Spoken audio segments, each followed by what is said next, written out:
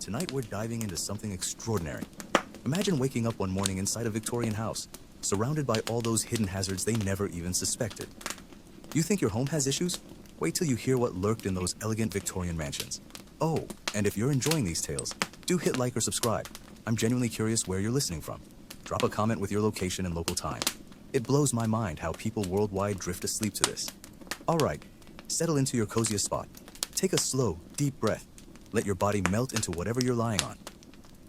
We're traveling back to 1870s England, and trust me, you'll be kissing your memory foam mattress by the time we're done.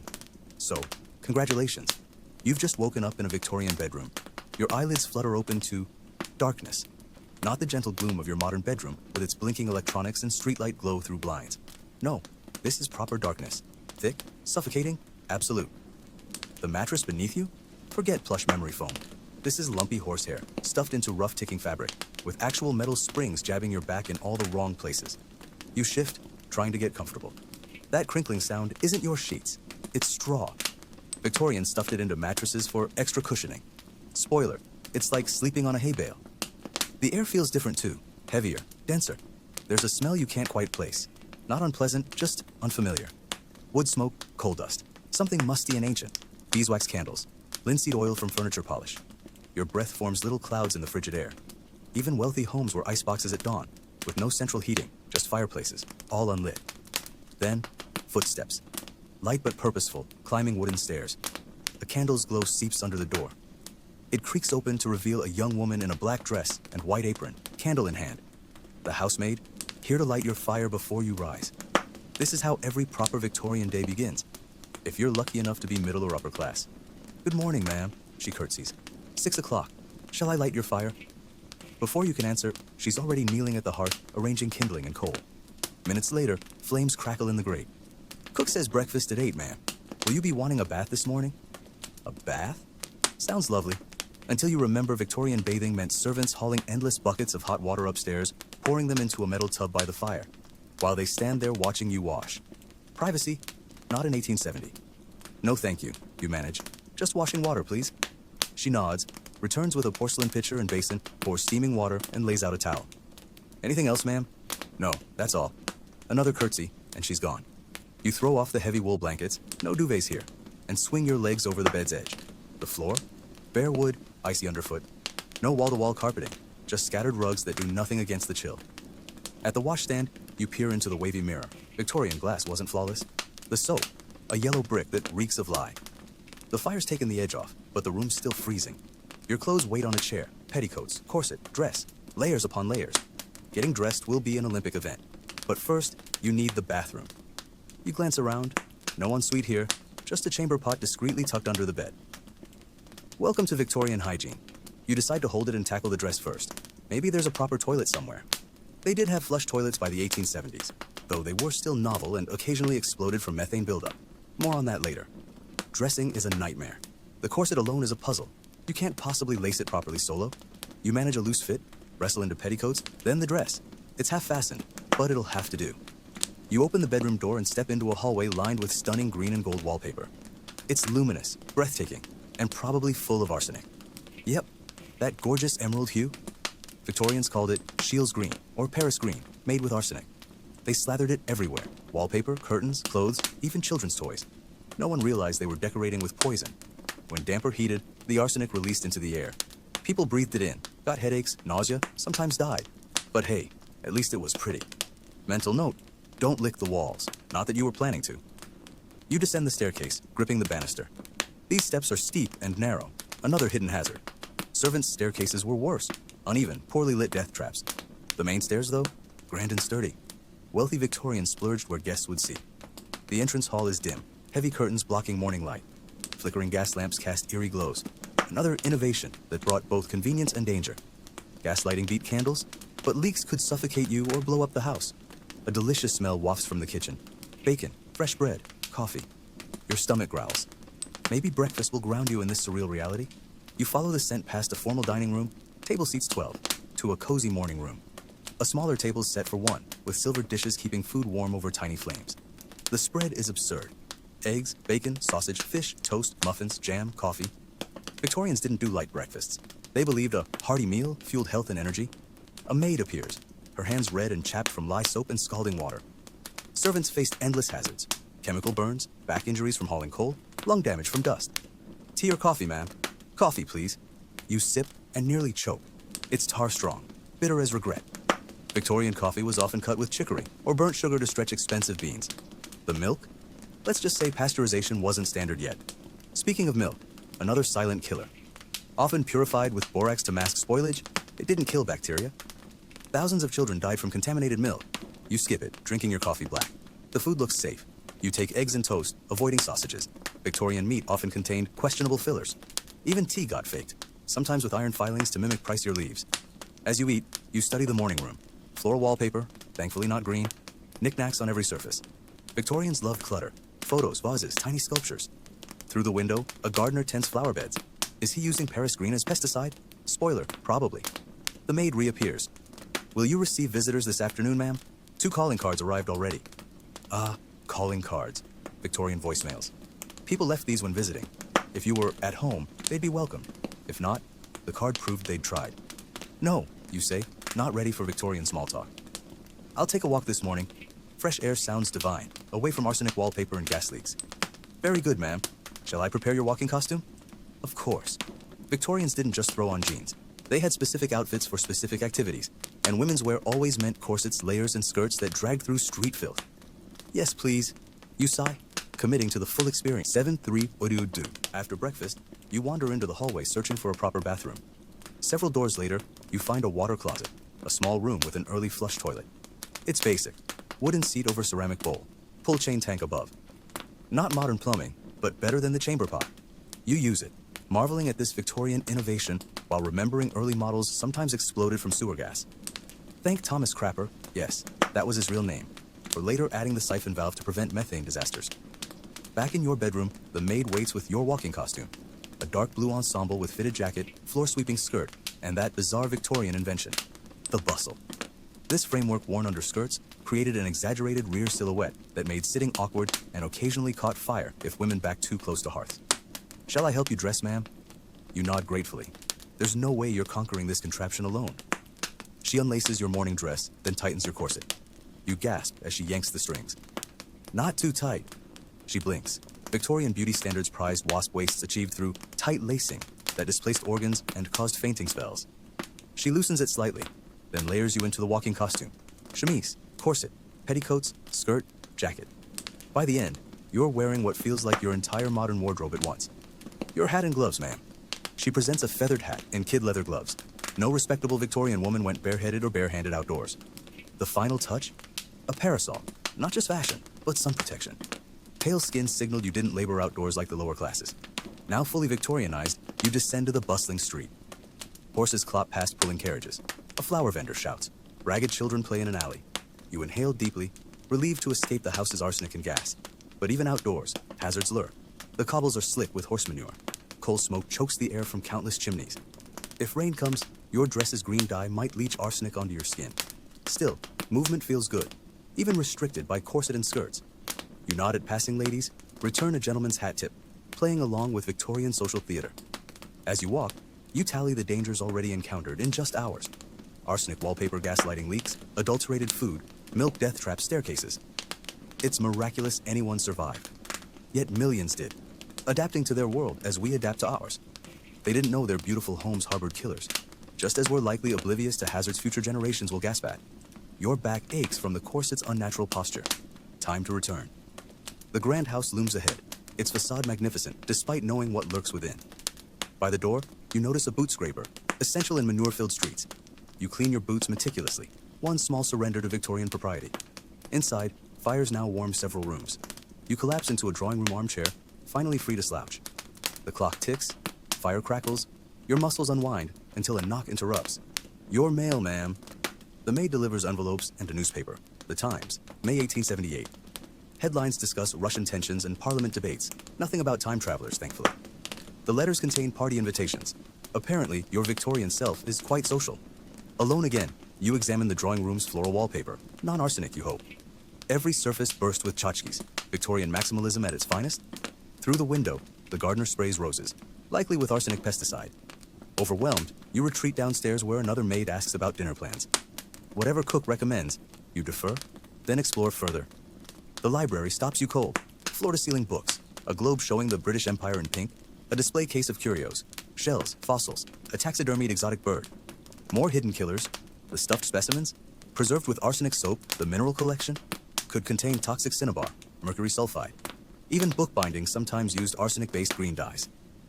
At the writing desk, you find a half-finished letter about garden plans and a visitor named Charlotte. The inkwell holds iron gall ink, corrosive enough to eat through paper over time. Another everyday hazard. A clock chimes noon. The house hums with lunch preparations. You wander toward the kitchen but hesitate. Victorian hierarchy discouraged ladies from servants' domains. Instead, you find a business room with household ledgers documenting servants' wages, coal deliveries, tons burned, imagine the lung damage, dress fabrics, charitable donations. Running a Victorian home was like managing a small corporation. Those coal entries catch your eye. The resulting smog created London's infamous pea supers, deadly fogs that killed thousands. In the corner, a cabinet reveals the Victorian medicine cabinet from hell. Mrs. Winslow's soothing syrup for teething babies.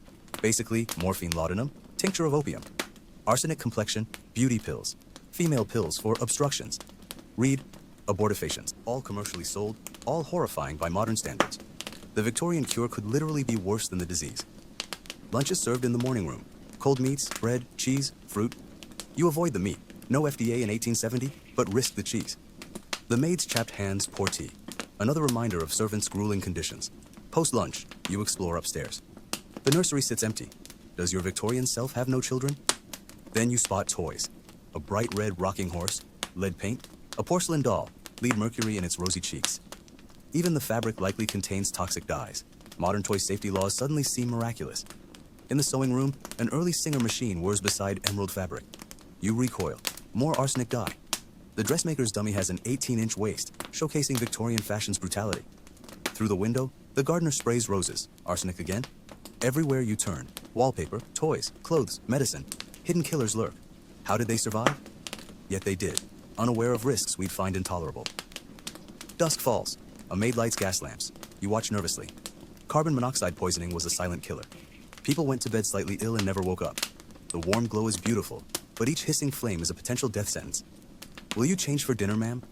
You'd forgotten. Victorians dressed formally for evening meals, even alone.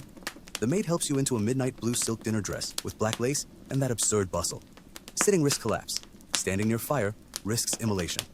Dinner is a multi-course ordeal served by a footman. Soup, fish, meat, game, pudding.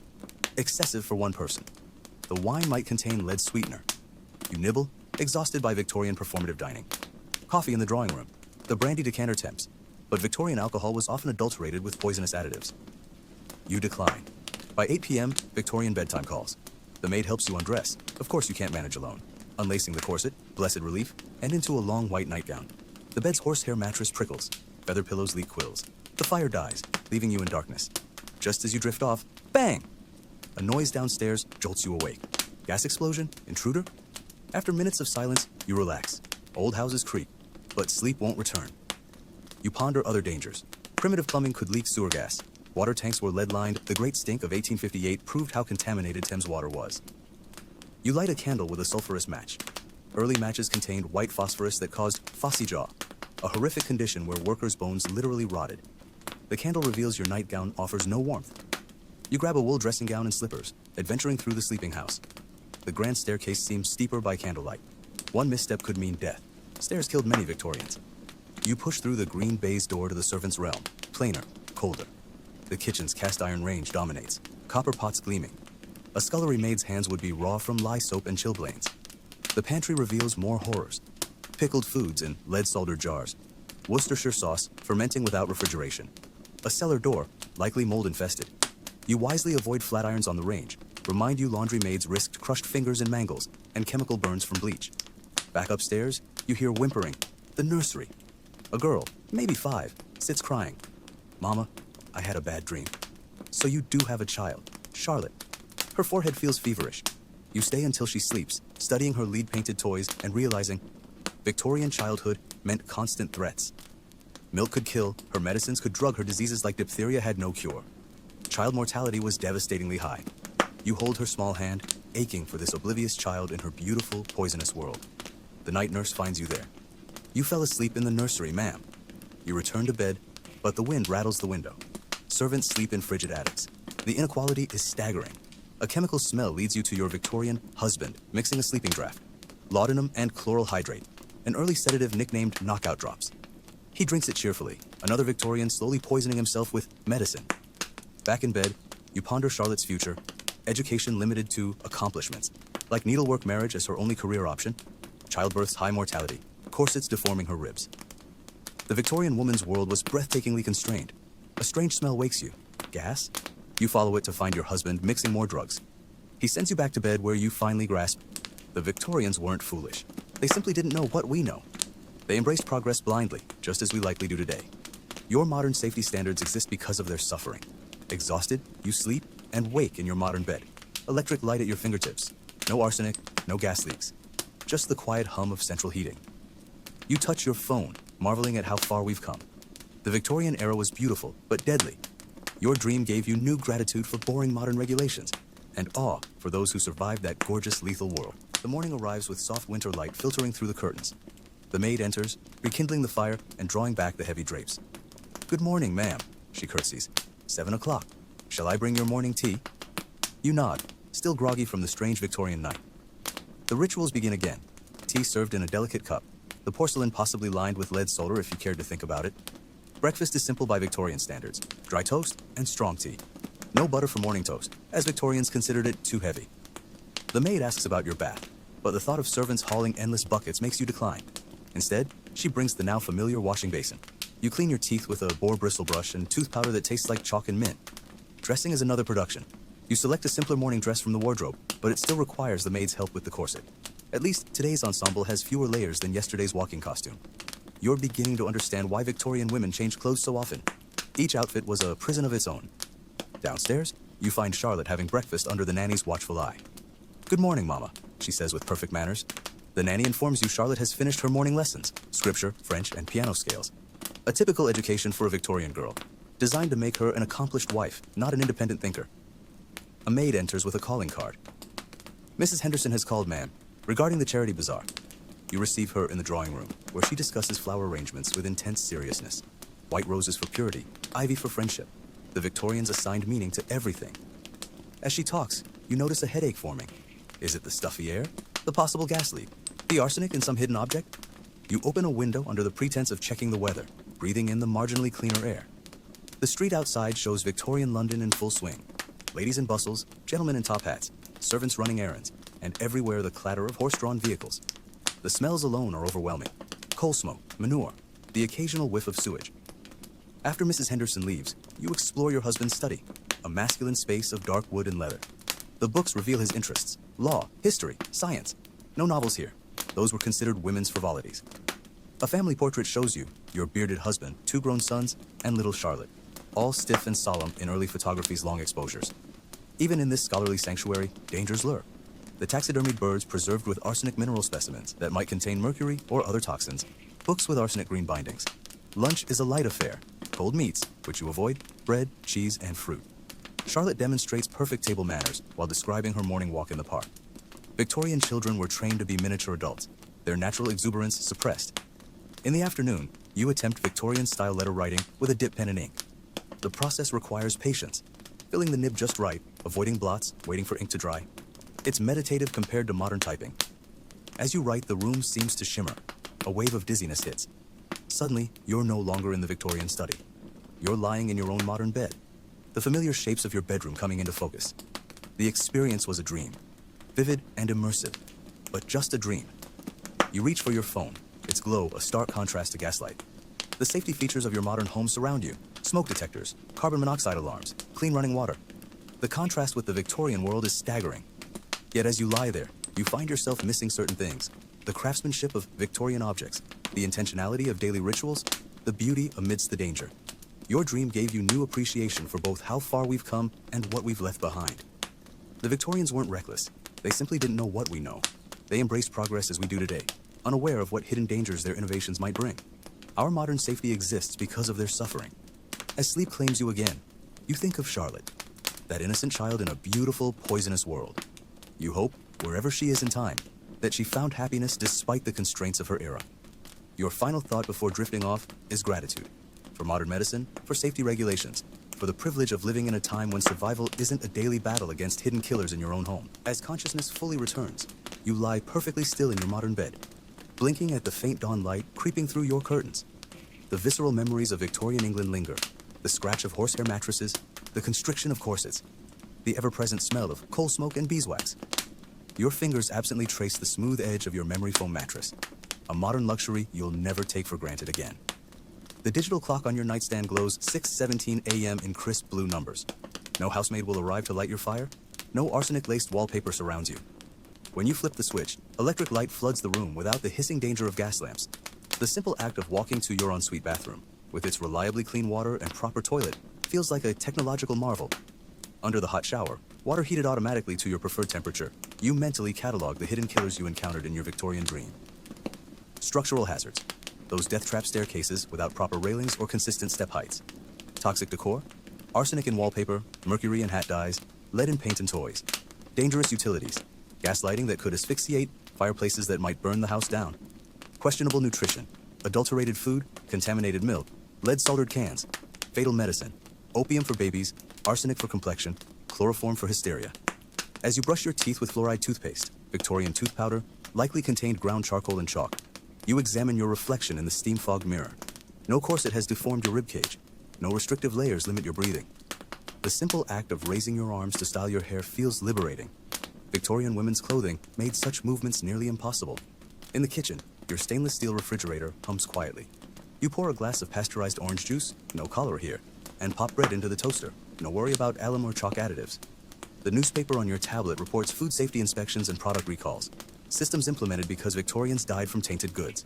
Your morning commute passes Victorian-era buildings now retrofitted with modern safety features. That beautiful old home? Its lead pipes replaced, asbestos removed, electrical wiring updated. The ornate office building? Fire escapes added, emergency lighting installed. We've preserved the aesthetic while eliminating the hazards. At work, you pause before your ergonomic chair. No more rigid Victorian posture. And computer, no more iron gall ink eating through paper. A colleague mentions her daughter's school project about the Industrial Revolution. Can you imagine, she laughs, when they used to think arsenic was good for you? You don't laugh, because now you can imagine, vividly. That little girl in your dream, Charlotte, would be about your colleague's daughter's age. But while your coworker's child plays soccer after school and dreams of being an astronaut, Charlotte would be practicing needlework and preparing for her eventual role as someone's wife. During lunch, a salad with pre-washed greens, no Victorian worries about night soil fertilizer. You research Victorian life expectancy. The numbers shock you. Upper class, 45 years. Working class, 22 years. Infant mortality, 1 in 5. Children died before age 5. Yet the Victorians didn't live in constant terror. They celebrated birthdays, planned futures, loved their children, all while surrounded by dangers they couldn't see or understand. Their resilience humbles you. That evening, you video call your parents. Their faces glow on the screen. No more waiting weeks for daguerreotype portraits. When your mother mentions her new blood pressure medication, you think of Victorian tonics laced with cocaine and alcohol. Modern medicine isn't perfect, but at least it's based on science rather than guesswork. As bedtime approaches, you perform your nightly ritual with new appreciation. Teeth brushing with actual toothpaste. Skincare, sans arsenic or lead. Setting the thermostat, no stoking coal fires.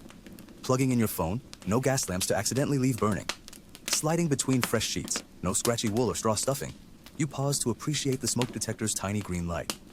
That blinking dot represents decades of progress, of learning from tragedies like the Triangle Shirtwaist Fire, the London smog disasters, the countless silent deaths from carbon monoxide.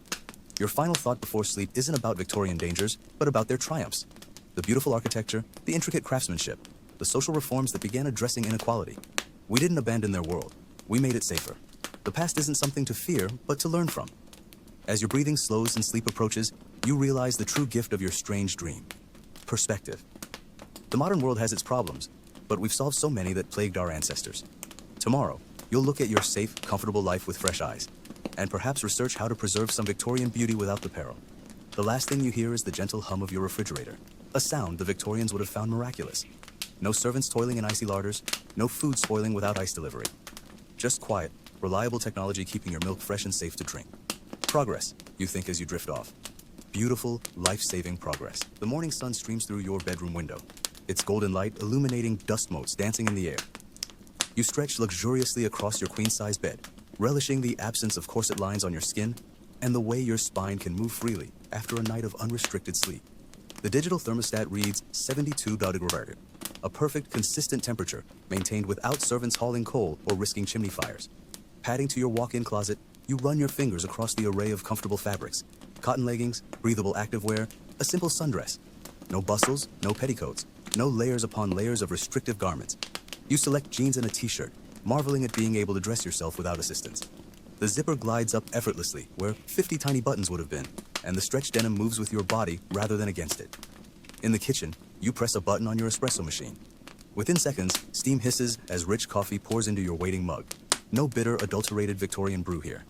The refrigerator yields fresh milk, pasteurized, homogenized, safely sealed, and eggs stamped with expiration dates.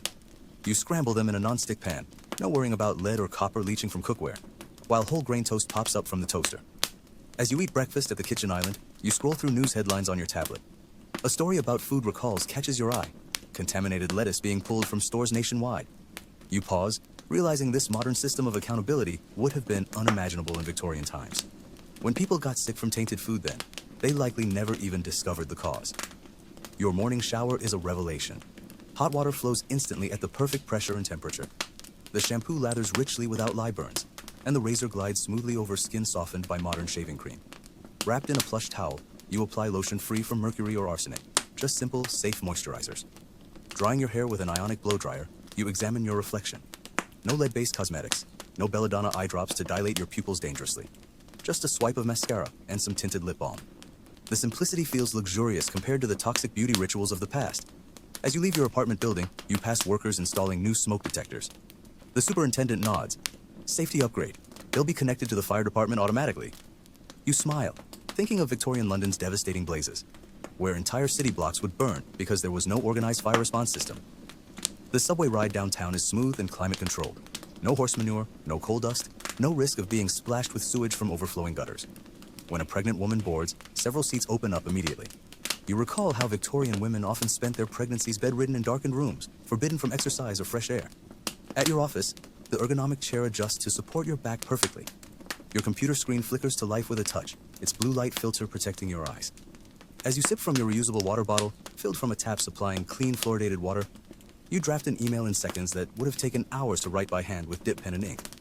Lunch is a salad from the building's cafe, the greens pre-washed and triple-checked for contaminants. You chat with coworkers about weekend plans, the conversation easy and egalitarian. No strict social hierarchies, no worrying about proper topics for mixed company. When a female colleague mentions her engineering degree, you think of Charlotte and what her limited education might have been. After work, you stop at the pharmacy. The orderly aisles display clearly labeled medicines with dosage instructions and warning labels.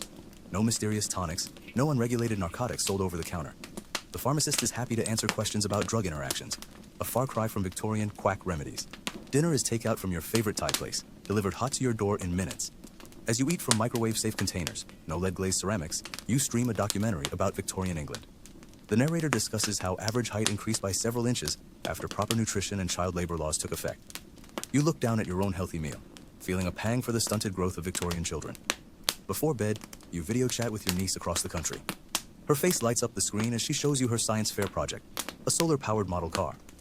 "I want to be an inventor when I grow up," she declares. You think of Charlotte's probable future: marriage at 18, yearly pregnancies, a life confined to domesticity. The contrast is staggering. As you plug in your phone to charge, its screen displays tomorrow's weather: sunny, high of 75 degrees. No worrying about being trapped indoors by restrictive clothing or propriety. You could wear shorts. You could go running. You could do anything. Sliding between crisp cotton sheets, no scratchy wool blankets, you set your smartwatch to monitor your sleep cycles. The room is perfectly dark and quiet. The air clean thanks to HEPA filtration. No gas fumes, no coal dust, no arsenic particles floating from wallpaper. As sleep approaches, your final thought isn't about the dangers you escaped in your dream journey, but about the possibilities your modern world offers, especially for women. Education, careers, freedom of movement, reproductive rights, political participation. The Victorian world was beautiful in its way, but you wouldn't trade places for anything. The last sound you hear is the gentle hum of your refrigerator, a mundane modern miracle keeping your food safe, your milk fresh, your life convenient. Progress, you think as you drift off. Not perfect, but progress. And tomorrow will be even better.